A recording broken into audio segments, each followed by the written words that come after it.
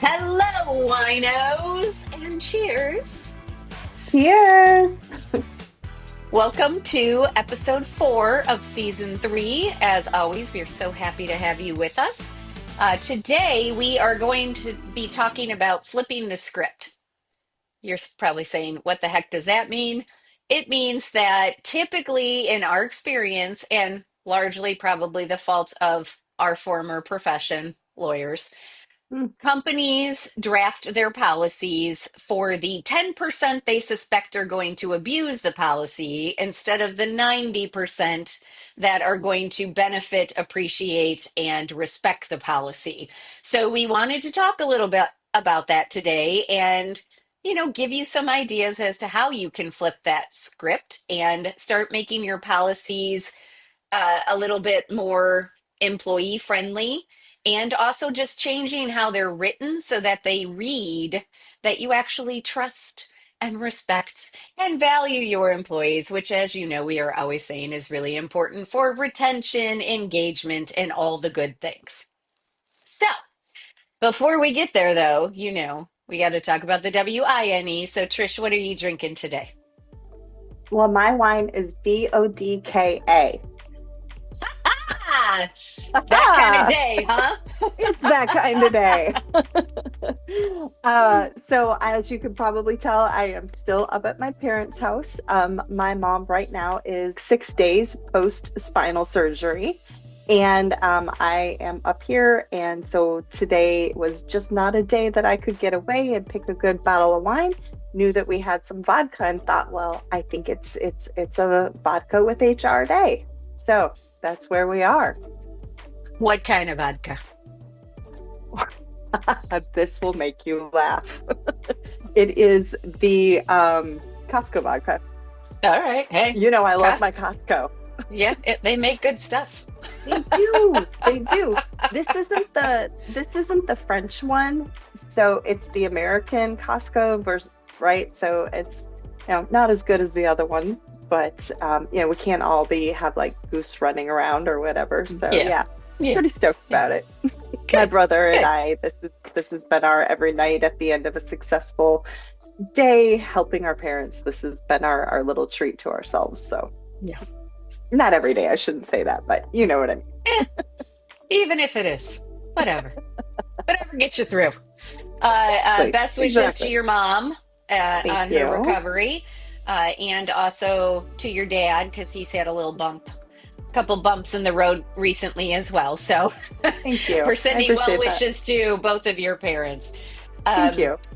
So I am drinking an Italian white. It Woo! is called, Who's shocked? Everybody out there in the I audience, know, raise your hand. no, shocking. It is Alcantara. How fun does that sound? So that's the winery, and it's Nutterna. And it is a Sicilian white from southern Italy from 2022. And this was another one that was recommended to me by Vino Type Wine Store, which is in Chesterland, Ohio, and I hope to do an episode from there this season. It's the cutest little wine shop. They have a bunch of old typewriters, so that's the type of Vino Type, and then they have a lot of really interesting wines. And I, of course, told one of the sommeliers that I liked Italian wines all around, and so he picked out some really interesting whites for me. So this one is it smells very light and almost astringent. Oh, And it's definitely minerally, and that was the theme we were going with these wines the last time that I love got a it. bunch. And it's very smooth, very nice for summer. So it's got some fruit hints like green apple, a little bit of lemon, uh, and then that mineral sort of finish. So far I'm enjoying it quite a lot, and the label's very cool, very Oh, I love artistic, that. right? Yeah. Yeah. So Oh, yeah. I'll give you my final verdict, but again, usually by the end of the show, I'm in love with all of them. So Okay, so before we get to the WHINE, we have a couple of announcements. We have another whole damn bottle subscriber, Ami Patel. So thank you, Woo! Ami. She Thanks, already has Ami. her, yeah, she already has her glass because she's a good friend of mine and signed up while she was with me. So I just handed it over to her. So hand That worked out delivery. well. If you're in Ohio, that could be you too. And then I wanted to show you a couple more pieces of merch. We're going to be rolling it out in the next week or so, but here's a t-shirt. So I have to say, I am not a t-shirt person. I don't love them in general, but this is very, very soft. So it's very nice. And it's unisex fit, but I got a large and it's not like super, super baggy or big. So really like that. We have a couple canvas bags. So here's the first one with one version of our logo. How cute is that? Love And it. then we have version number two, which is an even bigger bag. So, this one could carry multiple bottles of wine. Love it. Love it. And then, of course, we have other things, and we just keep adding stuff because we just love merch. And we're even going to have some special items for Pride Month. So we're in Oh, the works. awesome. We're I forgot about designing that. those right now. So again, we're going to be releasing it soon. We'll put the link out there. Follow us on Patreon, and you'll get first dibs. So exciting stuff. Exciting Oh, stuff. Okay, so the WHINE. As I mentioned, our what we're going to be talking about is how most companies craft their policies through the lens of the people who are going to abuse those policies. And we want to challenge you to think about it a little bit differently because a lot of times that can send the wrong message that you don't trust your employees or you don't value what they do outside of work, which I think we need to start doing more. Trisha and I were talking about this before the episode started, and we were talking about how, a lot of policies that employers create, like PTO, flex time, remote work is a little bit newer, but still it's been around for a while. Attendance policies, they are the same as they were 25 years ago, 40 years ago, 50 years ago. Like they really haven't changed much. It's like we had no. a draft of it and we just kept using it. Oh, and, that's exactly right. and they haven't really necessarily changed with the times. Now, everything had to change during COVID, but a lot of companies are trying to revert back to how things were before COVID. And that is being met with, not surprisingly, resistance No. and consternation and frustration. So that's all the People things we're going to talk quitting. about. Yes, people quitting. So that's all the things we're going to talk about. Trish, I'm going to turn it over to you, but why don't you start with saying, giving an idea of some of the kinds of policies we're talking about? Well, I think Julie just kind of covered the ones that we really, really want to focus on, those really strict PTO policies.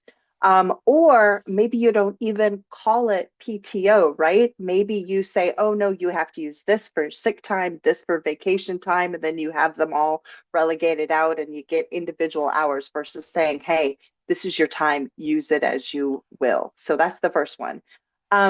Flex time or alternative scheduling. I'm a huge, huge fan of flex time. I love that ability to be able to say, okay, sure, you have to leave a little early today. Just come in and work a little bit longer tomorrow. Or when an employee has a doctor's appointment or something with their kids, something with another family member, that they can just say, oh, okay, well, I can work a little later here and come in earlier there to make things work. So we'll talk about that. Back to the office policies. This goes to this whole, hey, everybody's quitting. Not everybody. But there is a lot of pushback, and I understand some of the reasons for wanting people to return to work.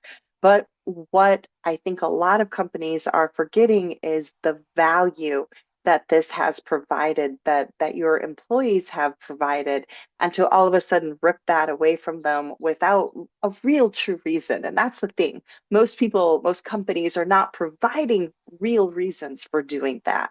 So, what is your why? If this is something that you're trying to do, what is your why? So we'll talk a little bit more about that. And then concurrent use of FMLA and PTO, one of my favorites. Yeah. So all important things, all good things. And now, of course, we have to start with a few stats. So, this is Trisha's favorite time of the episode, as we all know. Really is. Uh, but I'm going to steal her thunder and start with a couple myself. And if you see me looking off to the side, it's because I can't memorize all of these. So Me either. I got my notes on the screen. So I apologize for that if you're actually watching us and not just listening to us. If you see us looking sideways, that's why. So we're going to start with PTO and just kind of where it's at. So the average amount of days that companies are giving in the US is between 11 and 20, which is not a lot if you think No, about it. 20 no. is technically 4 weeks, but that's usually not given until people have been with a company for at least 5 years, sometimes even longer. So even if you go with the 11, which by the way is weird, but again, it's an average. It's so So weird. yeah. But so let's call it 10 days. That's 2 weeks. If you get sick, and miss 2 or 3 days, now you're down to 7. And that's not a ton of time, especially if you have to reserve a couple of days for school functions, doctor's appointments. Heck, you need a personal mental health day, whatever. It really doesn't give you a lot of flexibility. And the other thing is we are so far behind other countries when it Oh, comes it's to this. ridiculous. Yes, so far behind. I mean, we're like literally the only developed country that doesn't have any federally mandated paid leave. Yeah. So that's nuts. But most European countries offer at least 20 days of PTO from the get-go. Yeah. That's not, you don't have to earn it over 5 years. So those are the two that I wanted to start with. I'm going to turn it back over to Trish for some of her favorite PTO stats, Well, I or have, not favorite. yeah, right. They're my not favorite favorites. I actually, and I love that you started with the ones about the difference between us and European countries, because I think that that's really a really great way to look at things. They are our brothers and sisters in arms, right? When we do any sort of stats, when we do any sort of reviews, they're going to be between us and a lot of the European countries. And so I think number one, starting there. Number two, I have a cousin who is currently living in Germany. Her husband works for the federal government. She is working for the government, but like also for someplace in Europe. So she gets both. She gets all the Ah, American holidays and she gets the European holidays. I mean, you talk about awesome. This is why I think so many people are running to those European countries these days to work. well, they But also have like better protections because I was working with somebody who was employed in Germany through a German company. And there was something, don't quote me on this because I'm obviously not going to get it exactly right, but there's something like if they decide to separate employment, they still have to pay you for 6 months or something. Like there's a wow. huge like Wow. your employment is much more protected. Yeah. Now, obviously, that doesn't offer them the flexibility that it offers U.S. companies. So, of course, there's advantages and disadvantages. But from an employee's perspective, there's a lot more protections. Yes, yes. And that's the first time I had ever heard of unlimited PTO too. I have a couple of people that work in the tech industry, and that was the first time it was again a German company, and they were like, "Oh yeah, we have unlimited PTO," and I was like, "Excuse me, what?" But I think that again, we're not digressing. It sounds like we are, but it's important to understand that, okay, here we go with the stats. 62% of people think having paid time off is extremely important. 88% of full-time employees had access to paid vacation. This was last year in 2024. 46% of workers don't actually use all of their PTO. Now, understand, so you're like, well, why would you want us to give them more if less than half are actually using it? And it's that whole mindset thing. People are actually afraid of using their PTO because they think it's going to be held against them. And so this is something where we as companies really need to step up. I think that's one of the reasons why Jules and I are focusing on this idea of what they do in Europe versus what we do here. Look, we do a lot of great things that they don't do. I get that. We're not saying anything like that, but it's good to try to think of it at a more well-rounded scenario. It's like pick from here, pick from there, and really explain to your employees the why behind it. Here's the other thing that happens here in the US. 68%. Can we just pause there for a second? 68% of employees still work while they're on vacation. How does this help with your work-life balance? How does this allow you to reset? How does this allow you to appreciate anything about your life if you're still working? And the truth is, I bet if you sat around and talked to your counterparts right now, most of them would say, and I bet all of you listening are going, well, that's just normal. But why? Why is it normal? Is my question to you. So, 52% of US workers worry about work while they're on vacation, or they worry about getting in trouble for using their vacation, even though it's a benefit. 23.5% of US workers actually don't receive compensation for unused PTO. There are a bunch of companies that have been offering it that I hear are starting to roll that back. Within the last couple of years, people are starting to roll that back, which is really, really upsetting to hear. Let's talk about average vacation times real quick for civilian and private industry. Julie already said we're talking about 11 days is the average. So I wanted to repeat that one more time after we just talked about how little people are actually taking it. And now let's go back and think about that 11 days. Um, so yeah, it's so depressing, these numbers to me. Yeah, and as you said, Trish, like we're not trying to bash American companies by any stretch, but we are challenging employers to start thinking about the way that they frame their policies, about the way that they frame the benefits that they offer, because the workforce is changing. I Oh mean, yeah. again, COVID changed us all, and a lot of people got used to having more flexibility, and it's really hard to yank that away from people. And quite frankly, again, a lot of our policies and benefit programs are drafted almost in a punitive sense. Oh, Like totally. they are drafted for the people that we expect are going to abuse them.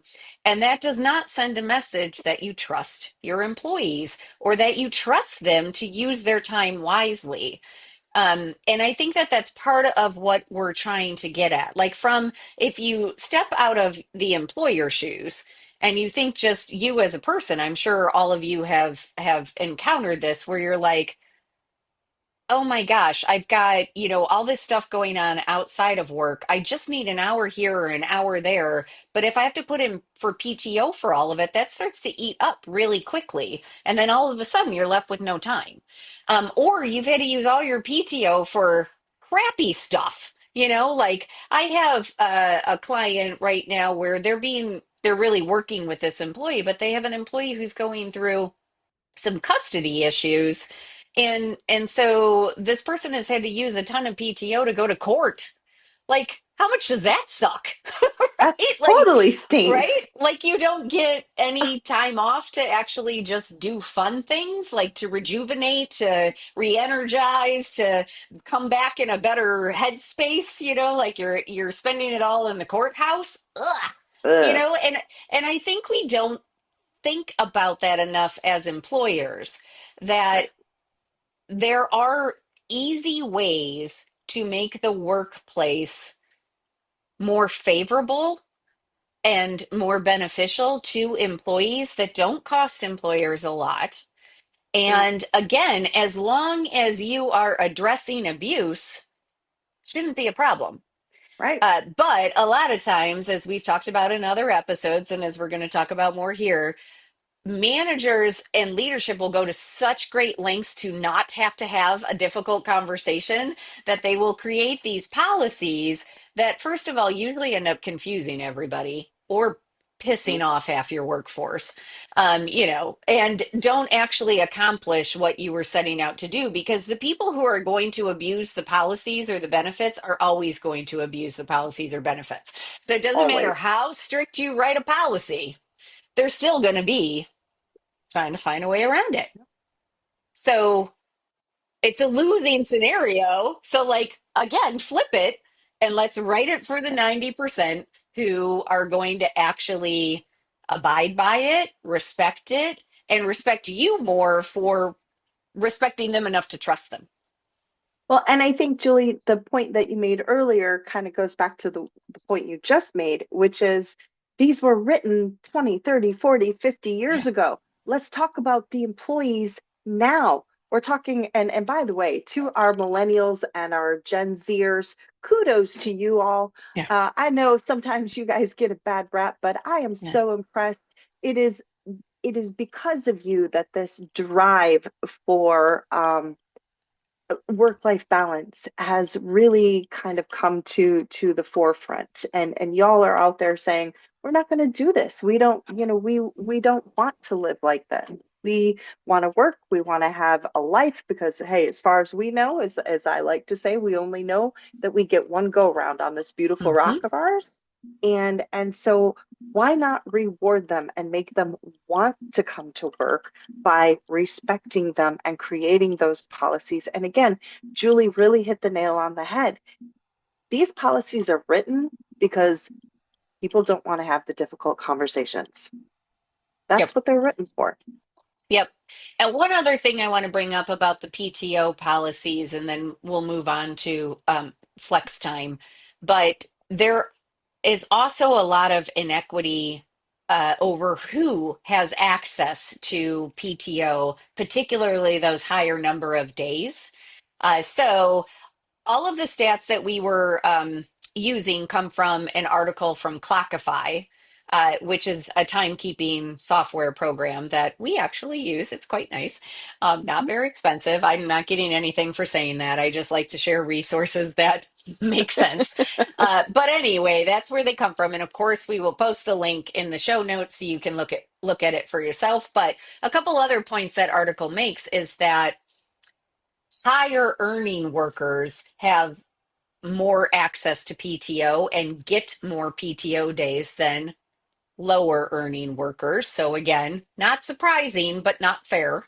And bigger companies are often able to offer more PTO. So, there's some inequity there as well. And that's one of the other things I want to say before I forget.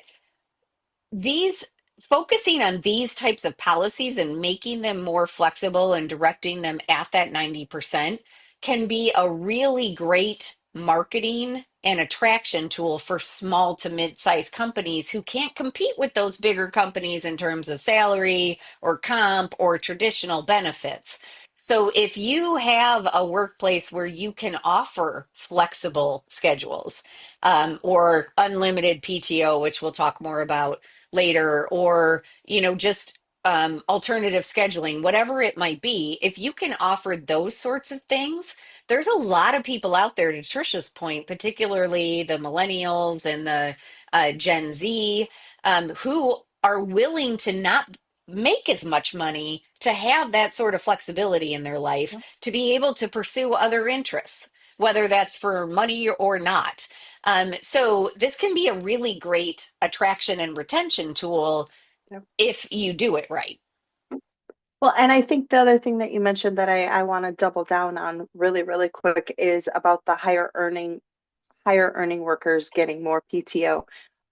those people typically are going to be your employees who have more flexibility anyway, because Yep. those are going to typically be your exempt employees, right? Hmm. And so, Yep. because they're exempt, they do have a little more flexibility. So, recognizing that and creating your policies to allow for that flexibility for some of your, I don't want to, non-higher earning workers, I guess is the way I'll say it. Think about like what an attraction tool that would be, because when you're out there and you're trying to compete with other companies, you're not just competing with someone in your same industry. If you're trying to attract some of these lower income type of jobs, you're competing with maybe five, six, seven other industries, right? Hmm. And so this could be something that really makes the difference and pushes people over the edge in a good way towards your company versus one of your competitors or a similar job in a different field. Yeah, and I want to start talking a little bit about flex time, but I also want to say that we understand that there are certain jobs that make some of these things more difficult. Like we're about to start talking about flex time. There are people who work, on factory lines or have sort of a much more regimented schedule that are going to make flex time a little bit more challenging. But it doesn't mean it's impossible because there are ways that you can allow people to have some flexibility throughout their day or week where if they do need to leave for a couple of hours, they could make that up sometime else during the week as long as they can find coverage or you can find coverage as the manager or whatever the case may be. So even if it seems like it's impossible, I would encourage you to think about whether that is the case and maybe even reach out to your team to ask them for ideas about how you could implement such a thing. But I'm working with a team right now where, their hours are pretty set. Um, but and they're all administrative people. And I said to them, hey, listen, the way that I like to operate is if you have something in your life where you need 2 hours or less to go run out and do something, and I really don't care what it is. You don't have to tell me. It's none of my business. You don't have to justify it to me. If that is the only time you can go get your hair done, go get your hair done. If you need to go to the gym and get a workout in because you're stressed out to the hilt, go ahead. I don't care. Again, like there's not a reason that's better than another from the standpoint of it's your life and your business. But I tell them if it's 2 hours or less, make it up sometime during that same week. And you don't even have to tell me about it. Just make sure you check in with the team and you're not leaving anybody in a lurch. And as long as those two things are satisfied, I do not care I because I love it. trust you as adults to manage your own shit. Yeah. And it's that 10% that abuse it that we are going to write the policies for, and then there's going to be Exactly. consequences. I'm going to ruin it for everybody, Yep. even though all we need to do is talk to that one person and be like, you're totally taking advantage of this. I'm And calling you out on it. You don't get to do it anymore. Like, but why do we punish everybody? right. And that's, I think people don't realize that you absolutely can say, you don't get to do this anymore. If Yep. you're not in good standing with the company, if your performance hasn't been in a good place over this last quarter or last 6 months, whatever it is, you absolutely have the ability to say, you know what, we're going to walk that back for you. As soon as you prove that you are capable of doing this, we'll roll it right back out. There's no Yep. reason to not do that. Right. Absolutely. And I think that's a super important point. We're not saying there aren't consequences Oh no, for there are for not consequences. following these. And you could yank it back from a whole department if a whole department's in on it and abusing it left and right. You can yank it back from all of them, Yep. and just say, "Hey, you abused the privilege, so until you can show us that we can trust you again, you don't get to do it." So we're encouraging you all to think about if you are directing your policies and benefit programs at that 10%. Again, we want you to think about flipping it And some of it's just in how you write it, but directing it towards that 90% who, again, are really going to appreciate having that extra flexibility, even if it is something as simple as being able to adjust their schedule week by week to allow for those life events that are perhaps foreseen, perhaps unforeseen, but just giving them that extra little bit of control over their outside work life where they don't feel like, oh my God, I've got to get PTO approved. I've got it like it's too much of a hassle. I'm not going to do it. I'm going to miss my son's graduation, or I'm going to like skip this doctor's appointment. Like, we don't want our employees to be doing that because that makes them more likely to get sick, to be disengaged, to quit, to start looking for, to silently quit, or what was that called? Quietly quit. Quiet you quitting. know, Yep. quietly quitting. It encourages them to do all of those things and eventually leave us. So the more that we can show them, we trust you to be an adult.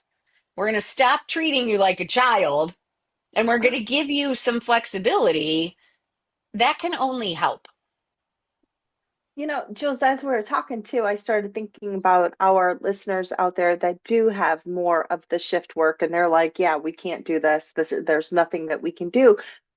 But you know me, always thinking outside the box. Why couldn't, just throwing this out there for people, they have someone from the next shift maybe come in 2 hours early for them, and Hmm. then they can stay 2 hours late on another day. Now, as long as you're Hmm. not in like California or someplace where it's like, oh, after 8 hours, you're Right. paying overtime. Okay, okay, I get that.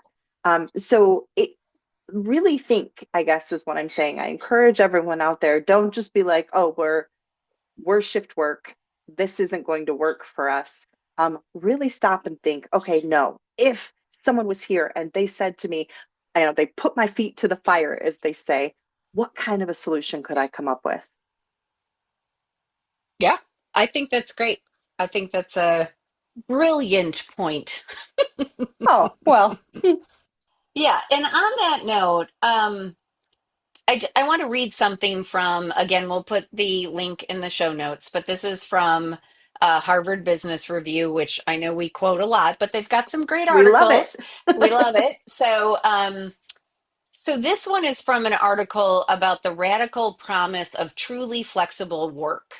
And these two paragraphs stuck out at me. So they said, ironically, while widespread flexibility was vital for knowledge work organizations to not only survive, but innovate and financially thrive during the height of the pandemic, many businesses still balk at permanently adopting it. Instead, they've resorted to old formulas and one size Ugh, fits all policies that discount individual variability. One person is slacking off, all must be micromanaged. Exactly what we're talking about. Thank you, Harvard. uh-huh. Without regard for differences in self leadership or the impact on productivity and morale. Some people are energized by in person work. Those who are drained by it must just fall in line and show up.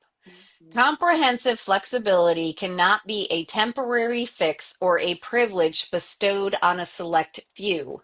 Rather, it must be ingrained in organizational culture, a must for an inclusive and productive workplace. Accomplishing this requires two types of alignment. And we'll talk a little bit more about these. But the what is aligning what people do with their strengths. So again, we tend to treat everybody uniformly. We don't have to. We can play to their strengths. So when people do what they're best at, they're more creative and more innovative. An analysis of multiple studies indicates that job satisfaction, work engagement, well being, and work performance are all correlated to working with one's strengths because that's where you feel most in your comfort zone, right? For sure. And then, so that's the what. The how is aligning how people work, including where and at what hours, with people's lives, health needs, and energy. Data from around the world, so again, not just US, indicates that flexible work benefits work life balance, productivity, and organizational outcomes. It's a true win win. They give an example of an airline. In the middle of the last century, the United States Air Force had a problem with frequent crashes. There were 17 accidents on one day alone. After ruling out pilot error, poor training, and mechanical failure, investigators found that cockpits were the cause. Designed in 1920, they were constricting and uncomfortable for the 1950s pilots. The redesign project started by measuring more than 4,000 pilots on 10 relevant dimensions, such as torso length, arm and leg length, and neck and chest circumference, and calculating averages for every dimension. But none of the pilots were perfectly average. And so designing the cockpit around those numbers meant designing for no one. Then the Air Force did something manufacturers had thought impossible. It made everything adjustable, from seats to foot pedals to helmet straps. These solutions were both cheap and easy to implement, and the results were remarkable. Pilot performance soared. Pilot diversity and the availability of talent increased because more body sizes, including female ones, could be accommodated. Of course, adjustable seats ultimately became standard, not just in cockpits, but in cars as well. So there's an example where somebody was, a company or an organization was faced with a problem, thought there wasn't a viable solution, and then figured out how to make it work, and it turned out for the better. So this is For a great everyone, example not for just for them. everyone. Exactly, exactly. So I wanted to share that example because I thought it was, first of all, I didn't know. So I thought it was really interesting. And second, I think it's a really good lesson in sometimes we're faced with situations we think are impossible, but it just forces us to find new possibilities. Wow. Mic drop. I was just about to say that's our mic drop moment. You beat me to it, darn it. All right, Trish. So take it from there wherever you want to go. Well, we've already talked a little bit about return to office, but I think I'm gonna kind of wait on that one and go a different direction, and then we'll come back and just kind of hit that as our exit. I want to talk about concurrent use of FMLA and PTO. Anyone who's taken my class knows that this is something I talk about a lot when we get to the FMLA section. As a reminder for our non-HR listeners, FMLA does provide your eligible employees up to 12 weeks of unpaid job protected leave for qualifying reasons. Now, we're not going to get into all of the qualifying reasons, but just understand it's your own physical health or well-being, that of a family member, or like adoption or birth or of a child, or of course, adoption through the foster care system or becoming a foster care parent. Those are just kind of the generalities of it. Employers, by the way, do have the option to require employees to use their PTO. That's why I wanted to kind of talk about this. So before we get to that, though, please understand that that is from the federal perspective. From the state perspective, your state and local laws actually could provide additional protections. And they also may provide more qualifying events. Those kind of additional protections, what we're really speaking of is paid leave. So if you are in a state where there is paid leave, please know that we're going to be addressing that for a second as well. But generally, your FMLA is unpaid, and your employees can choose to use their PTO or sick leave or whatever it is for any portion of their leave. As I already mentioned, you as an employer also then, or for those of you who are not an employer, just wondering why your employer does this, your employer does have that option to require you to use your PTO or sick time concurrently with your FMLA. Now, I have to stop before I get into why I'm even talking about this and just give a little reminder to our HR folks. Um, Back in January of this year, the Department of Labor did clarify.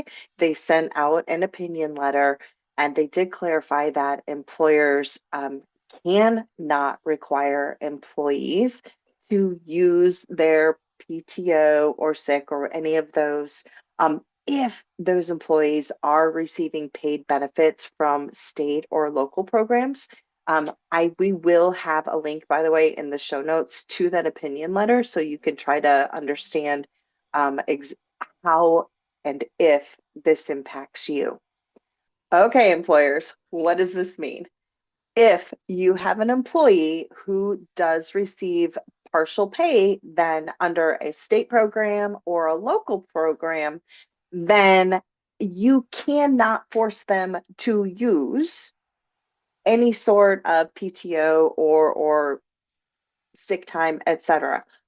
But if they only receive a partial payment, you and the employee together can agree to supplement the benefits that they're already going to receive.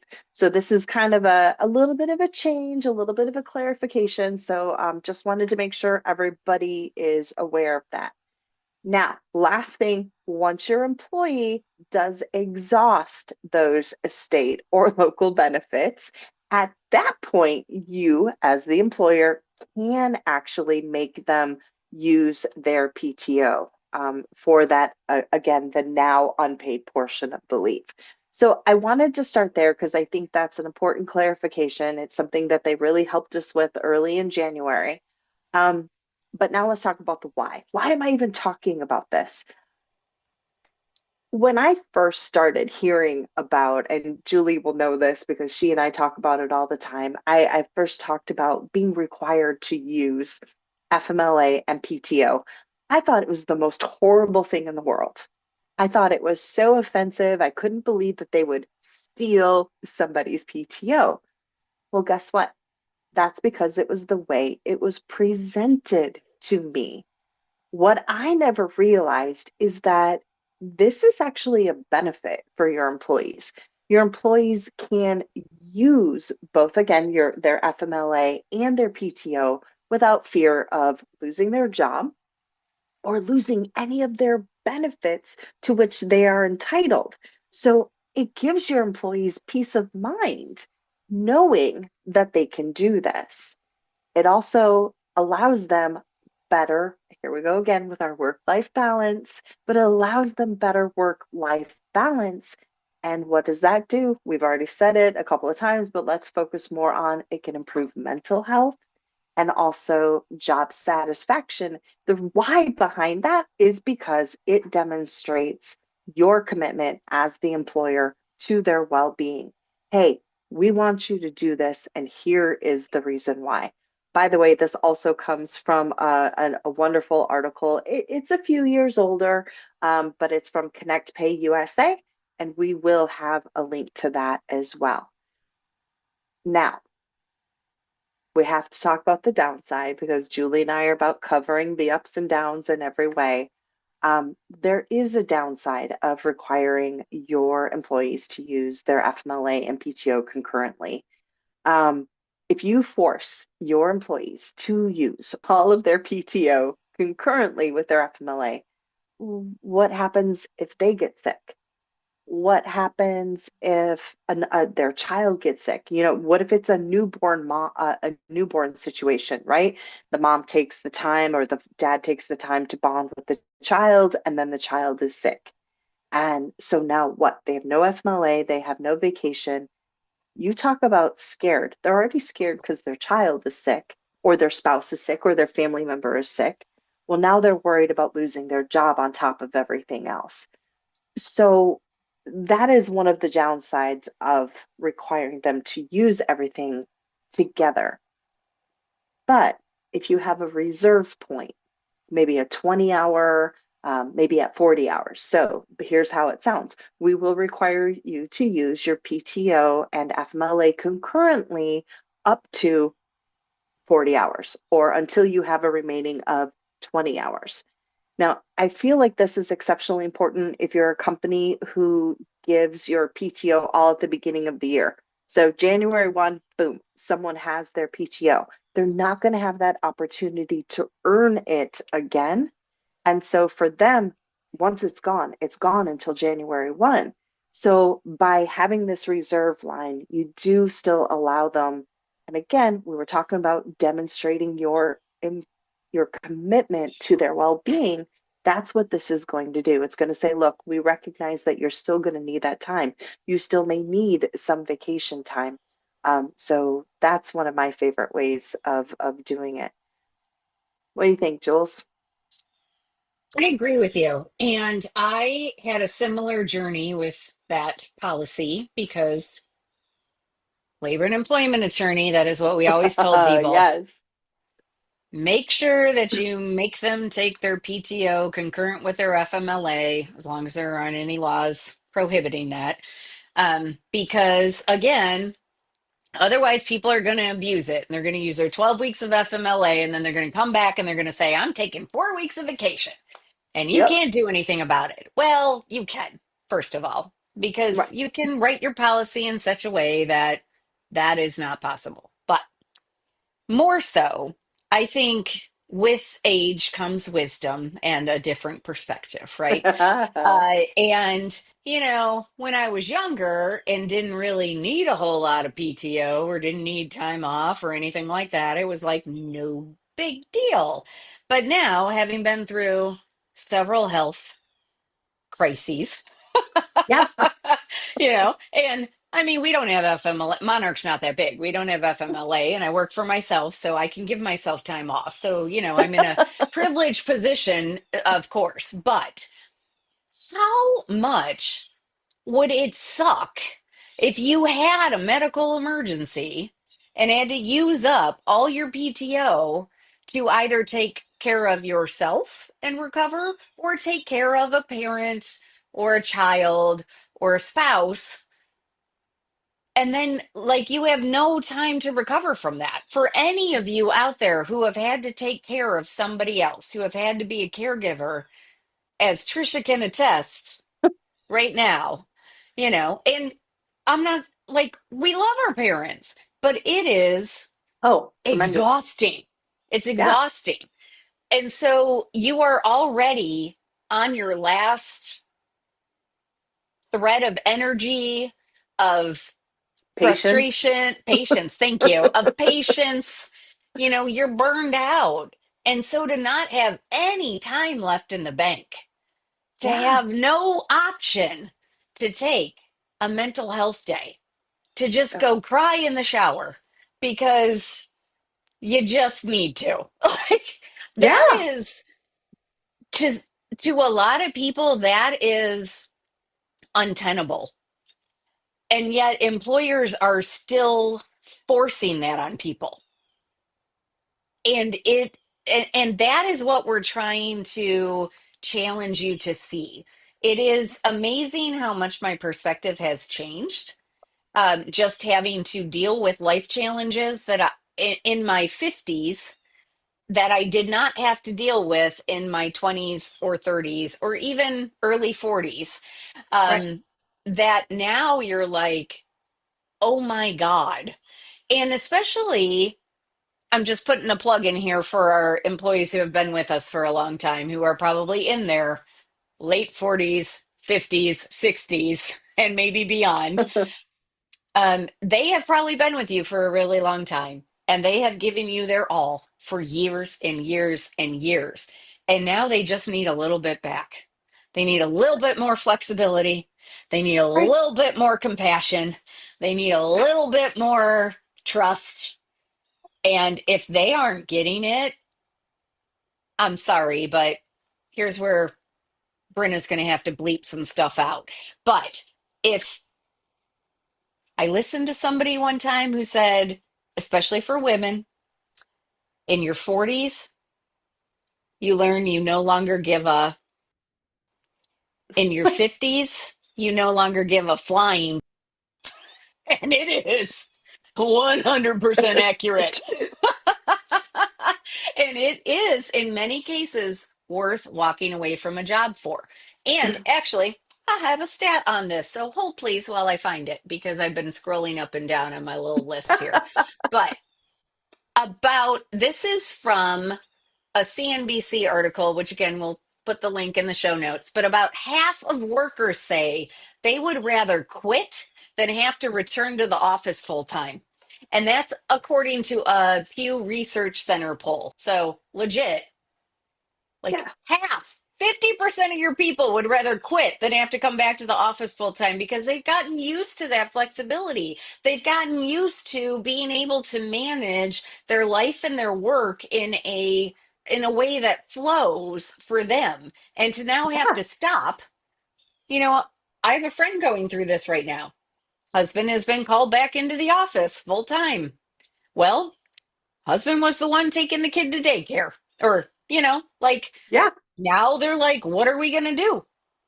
Like, you can't just disrupt people's lives and expect them to Especially be when you like hired them.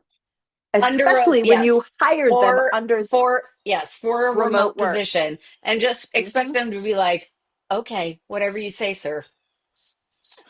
We don't live in that world anymore, you Yeah. know? No. So, um, really think about it. Like workers, there's another stat from this Pew Research poll. Workers value hybrid work similarly to an 8% raise. Because for a lot of them, it is an 8% raise. They don't have that commute time. They have Yep, a little more flexibility. There isn't parking involved if you have an area where it makes total sense to me. The gas, yeah, yep, I yep, totally get that. And this yep, is what we go back to with all of these go to what I was just saying about like the FMLA. The whole reason for having this is that it demonstrates the employer's commitment to the employee's well-being. yep, That's what these are supposed to do. And if you're not writing your policies with that kind of thought in mind, you're missing the boat and your employees will jump ship. yep. Look at what I Well, did there.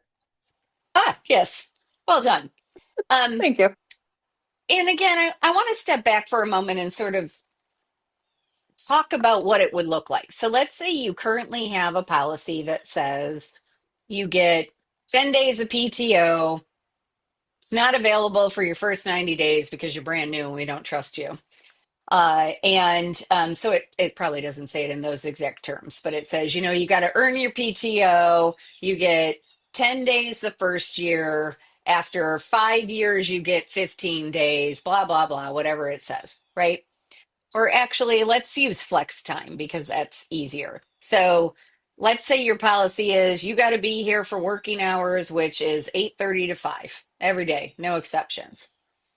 If you need an alternative schedule, you have to get it approved by ownership, and it will only be approved in the most sensitive of situations or something like that. So imagine that's how the policy reads. So an employee reading that is thinking, all right, crap, I got to be here from 8:30 to 5 every day. I don't really have a choice.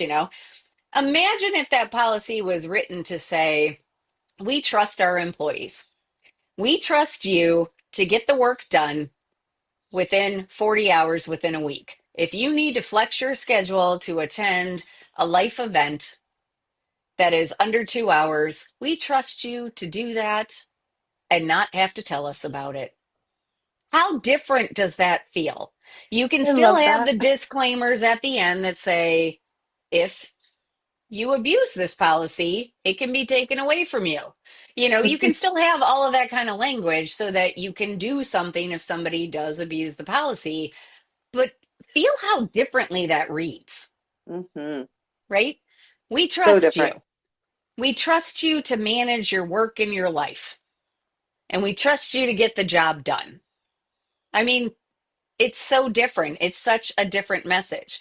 So, we're coming into our closing. And so, one of the things that I want to stress to you is that when you are looking at your policies, in addition to looking at whether you have written them for the 10% or the 90%, you need your policies to align with your core values. So if one of your core values is trust and respect, so two of your core values.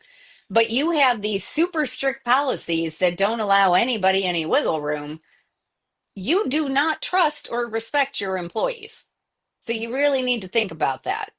And if you have integrity as one of your core values, but you don't trust your employees to act with integrity, there's a huge disconnect there. So you There's a got to think problem. about that too, right? That's a problem.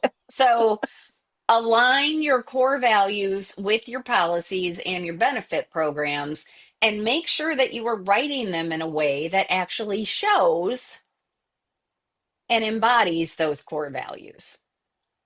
I love it.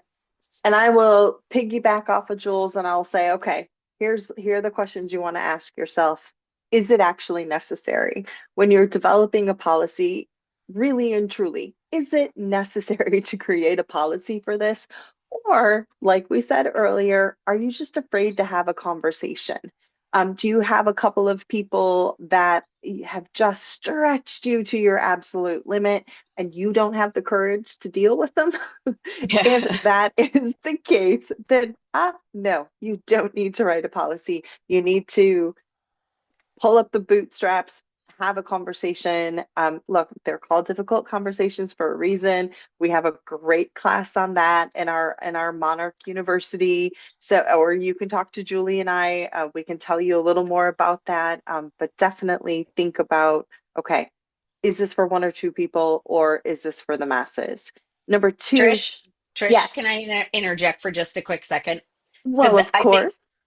because I think that's such an important point, and I know we've made this point on other episodes, but a lot of employers think that they have to have a policy for absolutely every contingency, and you don't. And so your core values are a policy. So again, if you write the rest of your policies for the 90%, and you have Mhm. that 10% who is abusing those policies, you can use your core values. You can fire someone for not having integrity or for not respecting their colleagues because they've been taking a bunch of days off in a row or not calling in or not checking with their teammates or whatever the case may be. You can use those core values as a policy. You don't have to have a written policy for every single situation that might ever occur. Julie, I totally steal that from you. Ever since you and I had that conversation, I don't know, 4 or 5 years ago, whatever it was, I totally steal it for every single class. I tell them, as long as you're actually living your policies, you can use Yeah. them. You can say, hey, you don't need this. Goodbye. Yeah. Like it's that simple. Yep, I love it. Off you I love go. ta-ta. So All right, sorry to yeah, interrupt. Back to you. Back to you, no, I Trish. think that was a wonderful little thing. Let's go to the why though, because again, we all know I love the why. I'm the stat girl and the why girl. Um, Oftentimes our employees don't understand the why a policy exists. I can think of a training that I did with Monarch that I was doing for one of our clients, and someone interrupted the training was, oh, that's why HR does that. We thought they were just being a bunch of, Blippity I was beep like, beep. it was like a kick in the gut. And I do, I share this with all my classes too, but it was such a kick in the gut, but it was also a great reminder to me that we are so used to this, right? It's our job. We're always dealing with the laws, we're always dealing with the policies. We understand the why. And a lot of times our employees and even our managers don't understand the why. Like, it's the law, might be a great why. But it helps it feel less like a punishment to your employees if they understand it's not us trying to make their lives harder or that we're not trying to micromanage managers out there. So explain to them the why if it is a necessary policy. And then the last thing I will say, kind of going along with what Julie said, don't write yourself into a corner. Use language that allows you to actually make determinations on a case by case basis. You don't want to start set some sort of a precedent that you can't walk back, and you certainly don't want to get yourself in a situation where you want to say yes to someone and but you're like, well, we can't say yes. We never say yes. Like that's not who you want to be as a company. You really want to talk to people and think about them as individuals. Julie is famous for saying you can treat people differently as long as you're treating them with it well within the law. And so know that you can do things for people. You can allow them this grace, if you will. So, whether you are revamping or creating new policies, remember what we said, even going back to today, but going back to our last episode as well. You want to create an environment where leaders and employees are comfortable sharing, where they're comfortable sharing their mistakes, and if you are talking about your policies or if you are having discussions, then, make sure that they're designed to correct mistakes or contribute, as we were just talking about, to your culture. If you want a culture that is supposed to enforce different types of learning and growth, if you want a culture where you say, we trust you, but we're also going to hold you accountable, then follow through on writing policies that reflect that. Because if you have this, we'll call it an excessive reliance on policies that are designed to punish, all you're going to do is create a culture of fear and defensiveness.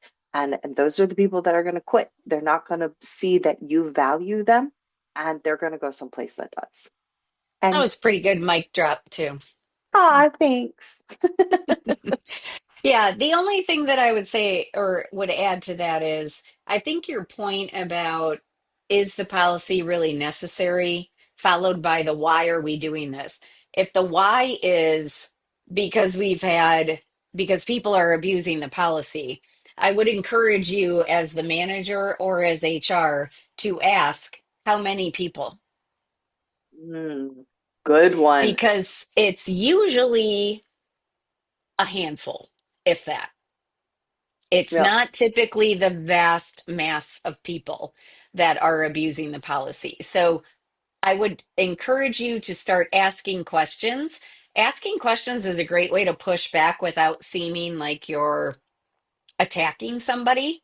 So, if somebody says that, like, well, there's been, people are abusing this policy. How many people? It's a fair Yeah. question, right? If Help they me come back with, understand the impact. yes, That's my yes, help favorite. me Help me understand. Yes, understand the impact. yep. Yeah, and if they come back with, well, there's this person and this, okay, so three out of however many employees we have. And so we want to change, so just to make sure I'm understanding, we want to change this policy because of three people. Have we had a conversation with those people? Mm, Have we held them accountable? no. Maybe we should start there. Just saying.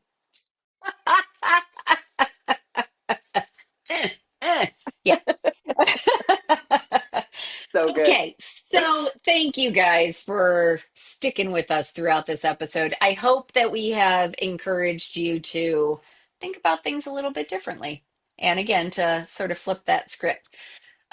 So before we end and wrap up with any final thoughts, of course, we have to get back to our beverages of choice. So uh, I didn't ask this very important question at the beginning, Trisha, but what were you mixing the vodka with?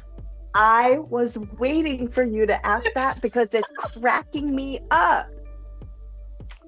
I'm almost embarrassed to say it, but I am hydrating as Oh, well as dehydrating at the same time. So it's Gatorade. nice. Yep. Yep. Just balancing it out. Just trying to balance it out. Yeah. Yes, we have a lot of Gatorade going around this house trying to get the parents' electrolytes up, and my brother and I decided that, we would just use some too. Smart. Very Yeah, smart. I thought so. Yeah. Well, we need to keep our energy up for That's caregiving right. is exhausting. Hmm. So Yep. yeah, Yep. in the best way. Like I feel so privileged to be able to do this. Like so Yeah. privileged. But it is tiring. Yeah. Yeah. For Especially sure. when it's like 90 degrees outside and you don't have AC. Yeah. Yeah. But Yeah. you are in the lake with a really pretty view. So Yes, I can see two lighthouses if I just look to my left. So Yeah, yeah, kind of a little bit spoiled. yeah, a little bit. Well, I hope that you and Tyler will be enjoying your vodkas on that beautiful little deck looking out at the water very shortly. Yes, we will. I think he's already out there. Probably. Yeah. Well, no surprise here, but I'm still enjoying this wine very much. Trying to see if I have any other tastes since I've been sipping on it for a while.